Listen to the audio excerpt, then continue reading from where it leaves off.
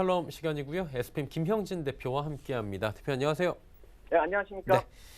11월 별로 안 셌잖아요. 특히 이제 장 초반에는 월초엔 좀 괜찮았는데 후반에 약해졌고 12월에도 그 기조가 좀 이어지고 있는 모습인데 커플링이 참 오를 땐 미국이랑 안 되다가 이렇게 내릴 땐 같이 또 커플링이 되는 희한한 한국 힘없는 장세를 지금 보여주고 있는 상황입니다.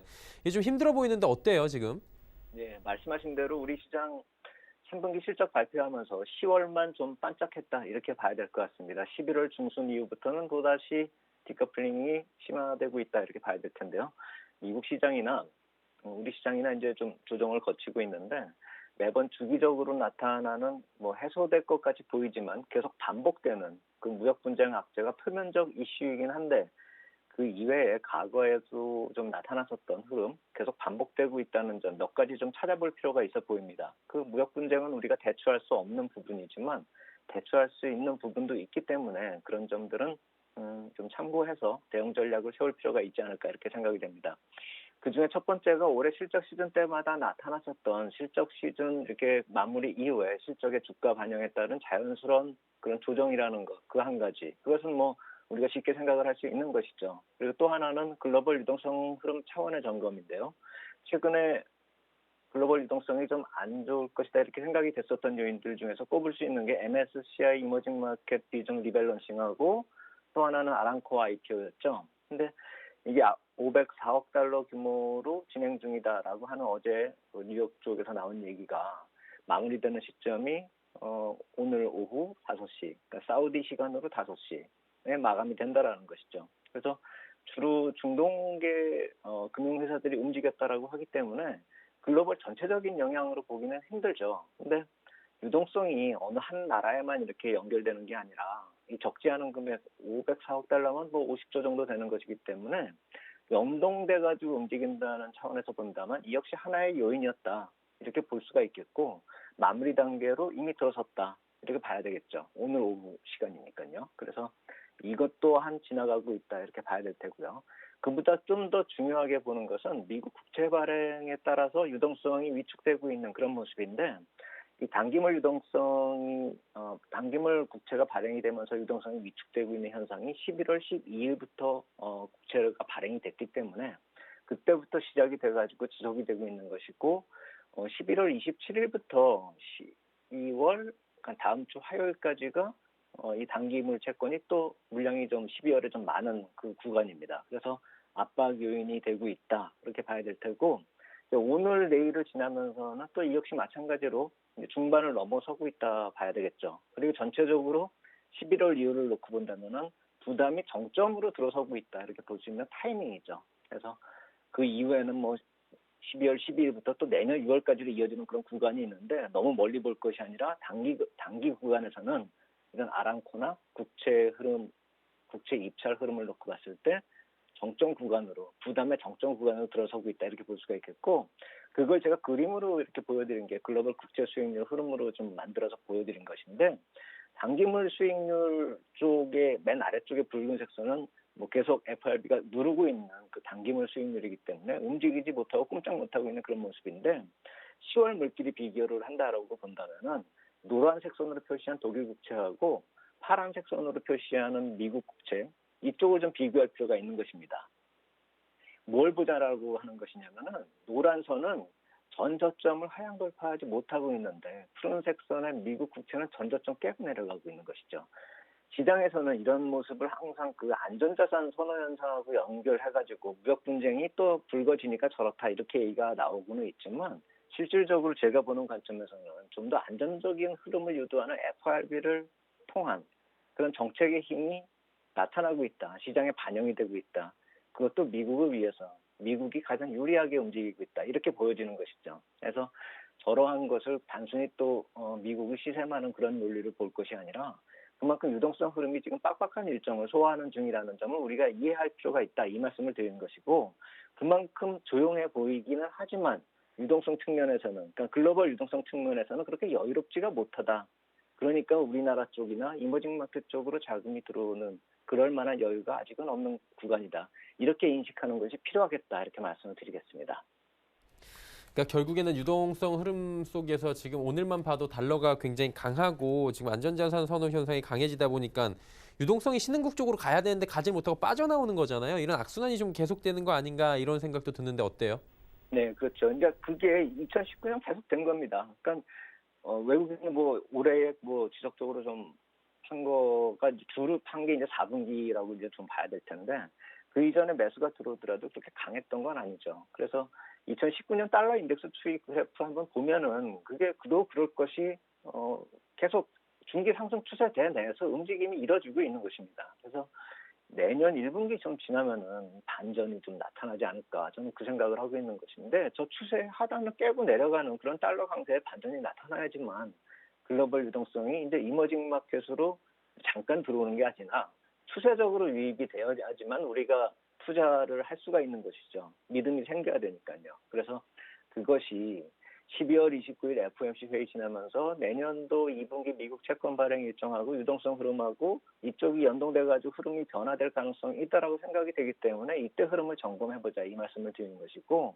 그 이전엔 디커플링의 빠른 해소 기대하기 힘들 것이다 이렇게 생각이 되는 것이고 그렇기 때문에 또 미국 중심의 투자가 선호가 될 것이다. 그러니까 이머징 마켓 쪽보다는 최소한 저때까지는 미국 시장이 더 유리한 조건을 가지고 있는 것이고 미국 경기의 반전이 점차 가시화되는 그런 상황에서 대선 이후에 경기 활성화로 이어질 수 있는 그런 모습. 2017년에도 똑같은 모습이 나타났고 지금 구간이 마치 그때 그 2017년에 채권 금리 상승이 나타났고 대선 이후에 나타났었던 그 유동성 흐름이 이전에 2016년 흐름하고 지금이 아주 비슷하다라는 것이죠. 그래서 만약에 이것이 지나고 난 다음에 이머징 마켓이 좀 상대적인 강세가 가시화가 되려고 한다면은 뭐 이렇게 산업재나 자본재 같은 이쪽이 좀 강세를 보여야 될 텐데 그러한 유동성 변화가 막 나타나서 이머징 마켓 쪽으로 유동성이 급하게 들어오는 그런 경우가 아니라면은 이러한 업종 쪽으로 또 관심이 갈 수 있는 그런 흐름은 아니라는 것이죠. 지금 플랫폼 위주의 그 글로벌 IT 서비스 산업 위주의 성장하고 경쟁이 지속되는 그 구도 속에서 저러한 이머징 마켓 쪽으로 달러 약세로 반전을 통한 그런 급격한 반전이 나타나지 않는다면은 조정 시에 해외 시장의 글로벌 IT 서비스 핵심 기업 이쪽을 좀 노려야지 많이 내리고 디커플링이 생겼기 때문에 이머징 마켓 쪽이 언젠간 좋아질 것이다 이렇게 접근하기는 좀 아직은 이르지 않을까 이렇게 생각이 된다 말씀을 드리겠습니다. 네, 뭐 유동성 관련해서 또 말씀 잘 해주신 것 같고요. 역시나 이제 연말이에요. 그러다 보니까 다양한 매체에서 당연히 배당 투자에 대한 이야기가 조금씩 올라올 텐데 이 관심 갖는 건 맞죠? 예, 그래서 이쪽을 이제 후반부에는 이 배당 투자하고 관련돼서 또 몇 가지 이제 실질적인 투자 얘기를 말씀을 드리려고 하는데 다만 좀 걱정이 된다라는 것은 이 배당 투자 수익률이 예년보다 좀 높게 나오고 있다라는 것이 역설적으로 보면 주가가 상대적으로 못 올라서인데 주가가 못 오르는 그 요인들을 살펴보면 그 이익의 안정성이 지속될까 그것에 대해서 우려감이 반영되고 있는 것이죠. 그래서 그 의구심이 해소되어야지만 이 배당 투자가 좀 우리가 쉽게 들어갈 수가 있을 텐데 이 역시 마찬가지로 단기간에 해소될 문제가 아니지 않습니까? 이제 연말인데 어떤 배당을 위한 그런 이익이 갑자기 발생이 될 일은 없을 테니까요. 그리고 향후에 대한 불확실성은 항상 존재하기 때문에 그래서 개별 기업의 불확실성이 있다라는 점에서 본다면 배당 투자도 시장을 매수하는 그러니까 종합 지수에 대한 투자를 하는 것이 맞지 않을까라고 생각이 들고요. 그래서 배당 투자의 고민은 항상 그 배당을 취할 것인가 아니면 배당락 시세를 살 것인가 그러니까 배당락이 나타난 이후에 시세를 사면은 어차피 그것도 배당 투자를 하게 되는 것이니까요. 근데 실질적으로 보면은 이렇게 배당락이 뚝 떨어져 있는 지수를 그 떨어진 만큼 살 수가 없죠. 빠르게 회복을 하니까요. 그래서 우리가 보통 종목적으로 이제 접근하는 그런 경우가 있는데 한 가지 예를 들어서 이제 말씀을 드린다면 제가 항상 말씀을 드리는 게 시가 배당률 4% 정도 되면은 이익 실현을 하자 이런 말씀을 드리는데 예를 들어서 삼성증권 같은 경우가 DPS 1,400원인데 시가 배당률 4% 놓고 보면은 시세가 35,000원이거든요. 지금 뭐 36,000원 겨우 간 그런 상황이고 SK텔레콤 같은 경우는 DPS가 10,000원인데 시가 배당률 4% 치면은 25만 원이잖아요. 그렇다면은 아직 이거보다도 못하기 때문에 그렇다면은 이게 4%도 더 주는 그런 배당 수익률이 나타난다는 것인데 그렇다면은 이게 그래서 좋다라고 이렇게 표현하기보다는 이렇게 고배당주로 꼽히고 있는 금융주나 통신주에 대해서 시장이 얼마나 불확실성을 가지고 있는지, 그것이 주가에 반영이 되고 있는 것이 아닌지, 이것을 좀 가늠할 필요가 있다라고 생각이 드는 것이고요. 그래서 종목에 대한 접근보다는, 그렇다면 우리가 종목 말고 1월물 주식 선물 쪽으로 한번 가보는 거 어떤가. 왜냐하면 같은 기초자산이지만 1월물, 그러니까 차월물의 주식 선물 같은 경우는 그 배당만큼 좀 싸게 거래가 되고 있거든요. 그러니까 예를 들어서 아까 말씀드린 종목들이 뭐 삼성증권 같은 경우는 1,400원 아래에서 거래되고, SK텔레콤 같은 경우는 10,000원이 싸게 거래된다는 것입니다. 그래서 그러한 차월물 주식 선물을 사게 될 경우에는 실제 배당금이 들어오는 그런 소요되는 시간도 절약되고, 또 가격 변동 리스크도 그만큼 회피할 수 있는 것이기 때문에 파생상품에 투자하자, 이 개념이 아니라 배당을 투자할 경우에는 이런 전략도 한번 생각해 볼 필요가 있다는 것이고, 배당락 지수 한번 말씀을 드리겠습니다. 오늘 12시 기준으로 놓고 보니까 12월물 이론가가 273.08이었고요. 그리고 3월물, 그러니까 내년 3월물 이론가가 269.99 해서 3.09포인트가 차이가 나더라고요. 그렇다면 이것이 배당락 지수가 떨어질 그럴 예정으로 이렇게 3.09포인트라는 것입니다. 그러니까 코스피 200 지수로 저렇게 나타나니까 실질적으로 보면 한 20 몇 포인트 정도 나타나겠죠. 그래서 제가 아까 말씀드린 종목이 아니라 지수를 사자라고 말씀을 드린 것은, 이런 차월물 선물 쪽의 지수를 사게 되는 경우는 배당락이 됐을 경우에 지수를 미리 사는 것이나 마찬가지이기 때문에, 아까 말씀드렸듯이 배당락이 될 때 그걸 살 수 없기 때문에 어쩔 수 없이 미리 들어가야 되는 그런 상황, 그런 고민을 가진 투자자라고 한다면 차라리 지금 그 배당락에 차이가 나고 있는 차월물 이쪽을 사는 게 맞다라는 것이죠. 그리고 종목보다는 이 배당부 시세 회복이 지수가 훨씬 빠르거든요. 그렇기 때문에 지수 쪽으로, 지수 인덱스 투자가 오히려 편한 투자가 아닐까. 배당 투자 쪽에서는 그러한 관점으로 좀 인식할 필요가 있지 않을까, 이렇게 생각이 됩니다. 네, 연말이다 보니까 배당 투자 얘기 많이 나오는데 또 방법들 말씀을 해 주셨고요. 저번에 롯데리츠 상장했을 때 그 다음날 바로 또 전략들 주신 바가 있었는데, 내일은 NH 프라임 리츠 상장 날이에요. 이 굉장히 또 관심 뜨겁더라고요. 맞습니다. 그래서 NH하고 롯데하고 딱 비교를 한 표를 만들어 봤습니다. 딱 이제 보시면은 아마 보시면 이해가 가실 거예요. 기관 경쟁률을 봐도 그렇고, 일반 경쟁률을 봐도 그렇고, 그리고 청약 증거금을 봐도 그렇고, 이게 몇 배씩 차이가 나거든요. NH 프라임 리츠가요. 그리고 기업 내용을 객관적으로 살펴봐도 롯데보다는 좀 이렇게 확장성이 좀 있다라고 생각이 됩니다. 물론 저도 롯데리츠 때처럼 청약을 했고 이번에도 청약을 했는데, 보시듯이 공모 유통 가능 물량, 저것이 이제 제가 보호 확약 물량을 좀 뺀 그 물량을 계산을 한 것인데, 그때보다 지금 물량이 확 줄어들어서 공모주 참여한 분들도 이번에 좀 배당 주수가 많이 줄어들었을 것입니다. 그리고 장외 시세를 놓고 보면은 롯데리츠가 5,450원 정도께 형성이 됐었는데, 지금 NH 프라임 리츠가 오히려 배당 수익률은 좀 낮게 예상이 되지만 장외에서 6,400원 정도 시세가 형성이 되고 있단 말입니다. 그래서 상장 후에 최고가를 7,100원에 롯데리츠가 기록을 했었다라는 점을 감안한다면은 NH 프라임 리츠가 요거보다 좀 올라가지 않을까, 더 가지 않을까라는 생각이 드는 게 제 개인적인 생각인데요. 그 보호 확약 물량 제외하고 유통 물량, 그 다음에 청약 경쟁률, 장외 시세 감안하면 그렇다라는 것이고요. 근데 다만 한 가지 좀 생각을 해봐야 되는 것은, 아까 제가 말씀을 드렸듯이 시가의 당률 4% 기준을 놓고 보면은 롯데리츠 같은 경우는 7,500원이 목표가가 될 수 있겠고, 이번에 NH 프라임 리츠 같은 경우는 6,800원 정도로 계산하는 게 맞겠죠. 그래서 논리적으로 보면은 NH 프라임 리츠가 한 6,800원 정도 목표가로 결정이 돼서 그것을 타겟으로 투자를 해보는 것이 맞지 않을까라는 생각이 들고요.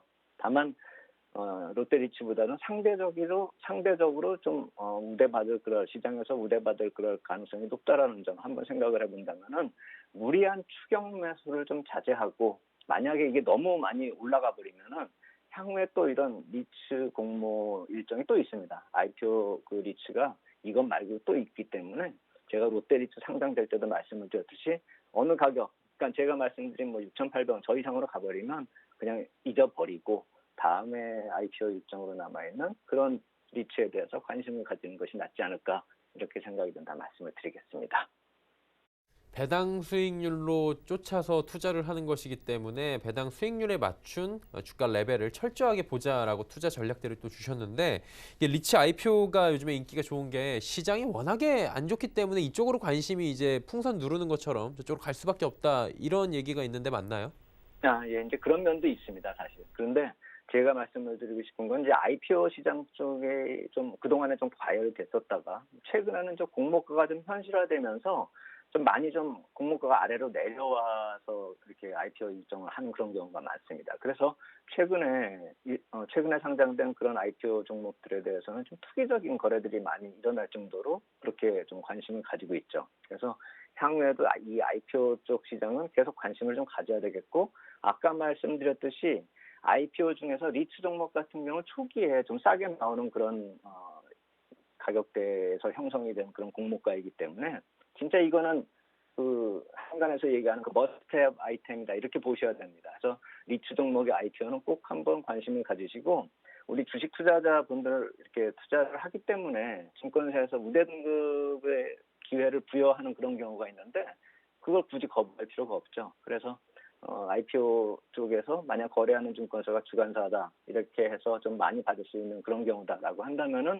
좀 적극적으로 좀 참여를 해볼 필요가 있어 보이고, 최근 시장에 관심이 부각되고 있는 것은 공모가가 많이 쌌기 때문입니다. 그래서 향후에 공모가 추이에 따라서는 이 IPO 시장 흥행이 좀 좌우될 것이기 때문에 너무 비싸게 형성되는 그런 공모가 말고 공모 가격이 좀 적절한 경우나 좀 디스카운트 되는 경우는 우리가 좀 관심 좀 깊게 가지고 접근할 필요가 있겠다 이렇게 말씀을 드리겠습니다. 네, 리츠 IPO 시장에 대한 이야기까지 시장의 상황들 하나하나 분석을 해주셨습니다. 오늘 말씀은 여기까지 듣겠습니다. 고맙습니다. 감사합니다.